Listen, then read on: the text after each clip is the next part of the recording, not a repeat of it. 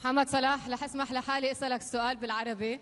انت يمكن اسطوره العالم العربي وافضل لاعب عبر التاريخ، شو رسالتك لكل شخص صوت لك وكل شخص بيشجعك وعم بيدعمك بالعالم العربي؟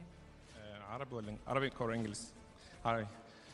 أم، انا اللي انا عايز اقوله ان اي حد طالما انا عملت كده يبقى اي حد يقدر يعمل كده. انا تقريبا بقالي 11 سنه او 12 سنه في اوروبا. مفيش فرق كبير بيننا وبينهم في التالنت.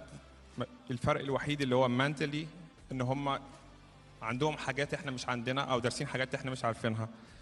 بس نصيحتي انا طالما انا عملت كده انتوا تقدروا تعملوا كده.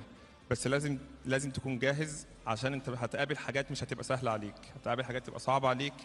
You have to go out of your comfort zone. Can I say this part in English? So you have to be out of your comfort zone. You have to sacrifice everything. I dedicate all my life for football. I'm always giving everything for football.